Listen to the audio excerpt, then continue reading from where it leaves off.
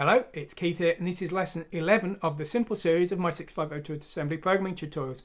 We're going to be looking at the Commodore 64 this time, and we're going to extend the simple bitmap example we did before, where we drew a smiley face. We're going to add joystick control, and we're going to allow it to move around the screen, and we're even going to check if it tries to go off the screen. The idea being that this could be the start of a simple game for you to start your programming.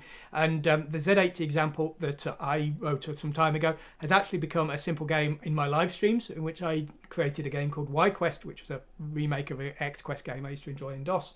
So as I say, it's a viable example for you to get learning and to use as a template for something better, because it was good enough for me. So anyway, let's go over to our code and let's see today's example in action. So here it is. This is the C64 joystick example. If I just select C64 here and fire it up, I've got a smiley and it doesn't move, and that's because my joystick settings keep getting reset. So if I go to joystick settings here and I select my joypad here and I go, I think I need to swap it over as well. Just a moment. Swap joysticks, and I've got my Buffalo fake joypad here. It looks like a Famicom pad, but it's not. And now I can move my little smiley around the screen, and if I get to the edges of the defined area, I can't go off. I'm trying to press, nothing's happening. So you can see we've got a movable smiley face, and as I say, the idea is that you could probably build this into something a little bit more impressive. So we're going to go over the code. We're going to discuss what's been changed from the simple smiley example, and also how to read in from the joystick. So we're not going to particularly discuss the code that's already been there in previous examples. We'll just skim over it. So first we're defining 0-page entries for the normal code here. Then we've got these new ones here. These are the X and Y position of the sprite, these 0-page entries. And then we've got a backup copy for the last valid position. We're going to use this when the player tries to go off the screen to bounce them back. Here's the code starting our program here. Here's defining the screen address and clearing the screen and what have you. Now here we're defining the initial position of the smiley.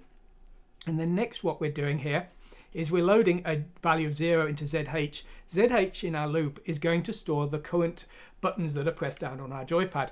Now, normally what we'll do is we'll read in from the joypad, and if nothing's been pressed, then we're just going to wait indefinitely until something's pressed. But the first time, if we did that, we'd never see our smiley. So we want to jump over that and make sure that no buttons are pressed by setting a dummy value in our 0-page entry here, and skipping over that joypad reading routine into our main routine so that we show the sprite. And this routine here in the next run would actually read in from the joystick and then wait until a button was pressed. Okay, so firstly we're backing up the current position into those backup values in the 0-page here, and then we're running a routine called blank player. Let's have a look at it. Now, if you've seen the previous example, you might recognize this. If you haven't seen the bitmap sprite example, you probably want to look at the other simple series C64 example where we learned this. But basically what we're doing here is we're using that exact same code. The only difference is, as well as the smiley sprite, we've now got a blank sprite. And we've got two versions of the draw routine, one to draw the smiley and one to draw a blank area. And so the blank one will clear the old position and the smiley will be the character in the new position. And that's why we're using blank player here to remove the old position of the sprite. We're then loading X and Y with the current position of the player, and then we're processing the joystick values, which are in ZH, and those are done by this read controls dual routine just here. So how are we getting those values in? Well, it's very straightforward.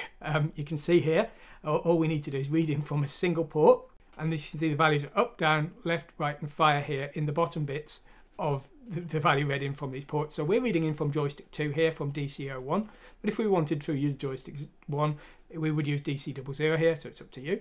And then we're just storing that in ZH. So very, very simple reading, and some of the systems are very complex on the 6502, but the C64 is making it super easy for us. It's very kind. So that's how we're getting our values in. And so what we're doing here is we're just checking this bit here and seeing if it's 0 or not.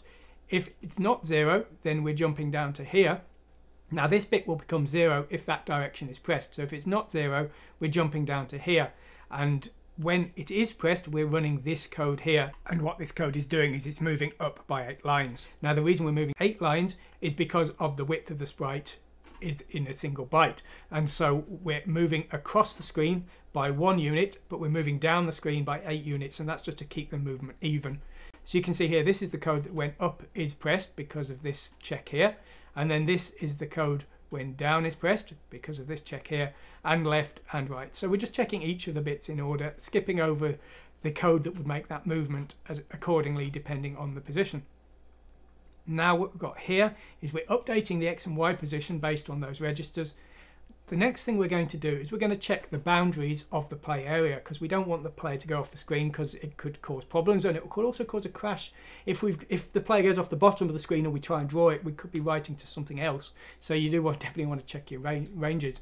Now, because the top left of the screen is 0, 0, and because if you go below 0 you wrap round within the register back to 255, we only need to check the high boundaries in this case. So we're just checking if X is over 40 or Y is over 200. And if it is, we're jumping to this player reset routine, which is using that backup one to move the player back into the valid region. Whatever happens though, we end up here, and we use that draw player routine, which will draw the smiley back onto the screen.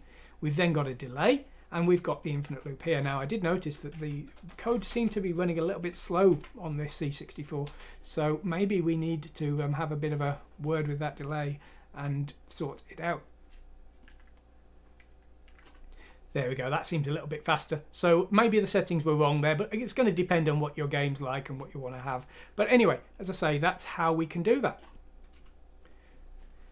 Well, there we go. I mean, we've discussed the basics of reading in the joystick. The C64 joystick is so incredibly simple to read in that it doesn't justify a tutorial on its own. All of the other systems I had a tutorial on reading the joystick in, but the C64 it's just one line, so I never did it. But you say, apart from reading in the joystick here, we've had a quick look at how to actually process each individual joystick button and how to move an object around the screen and how to make it so that it will not go over the boundaries. As I say, you can see I'm playing with it here with my joypad. As I say, hopefully you can download this and you can make it into a little program of your own, maybe, if you so feel inclined.